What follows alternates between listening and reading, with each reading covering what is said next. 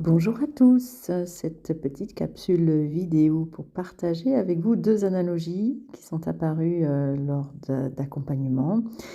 tout récemment et j'espère qu'ils pourront vous servir de petits points de repère. Alors la première analogie est apparue suite à une discussion donc avec une jolie personne que j'accompagne et qui, bon là je vais l'évoquer de manière stéréotypée, me disait: «J'en ai marre,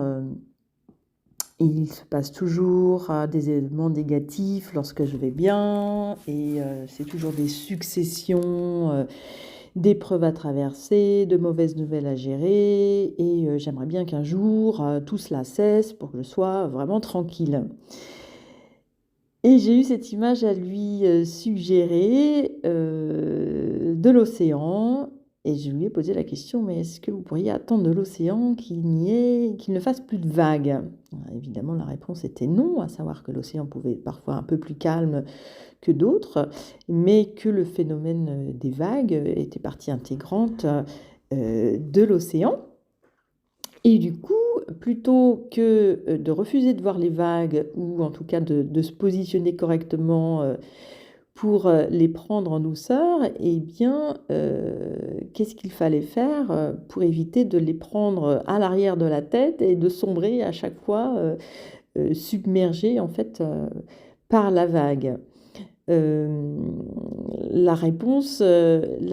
était, la suggestion d'apprendre à surfer finalement puisqu'on ne peut pas éviter les vagues de l'océan, tels les événements de la vie, qu'ils soient positifs ou qu'ils soient négatifs et que, pour éviter d'être surpris, d'être submergé, d'être perturbé et bien, on pouvait tout simplement considérer que, étant donné que c'était un phénomène naturel, qu'il fallait les anticiper, sans les attendre ni les redouter, mais d'apprendre à prendre la vague et surfer dessus avec un maximum de plaisir ou tout du moins, de conscience. Donc ça, c'était pour la première analogie, voilà. La deuxième, c'était, lors d'un autre accompagnement et avec la personne avec qui j'étais, on se disait: «Oui, mais moi j'en ai marre d'être seule, il y a des tonnes de choses que j'aimerais bien faire, mais je les fais pas parce que, toute seule ça m'intéresse pas ou j'ai peur ou je repousse à chaque fois». Enfin voilà, je suis découragée parce que, tant que j'ai personne dans ma vie, ben moi il y a des choses que j'aimerais bien faire mais que je ne sais pas faire ou que j'arrive pas à faire. Et là pareil, il y a une autre image qui s'est présentée, celle du tandem. Et je lui suggérais, l'idée qu'avant de pouvoir, faire du tandem, il fallait d'abord apprendre à faire du vélo toute seule. Voilà, tout ça pour dire qu'on suit ses envies dans l'attente, et quand je parle d'attente, il y a de la patience, hein, et de la bienveillance, de pouvoir évidemment goûter au plaisir de le partager.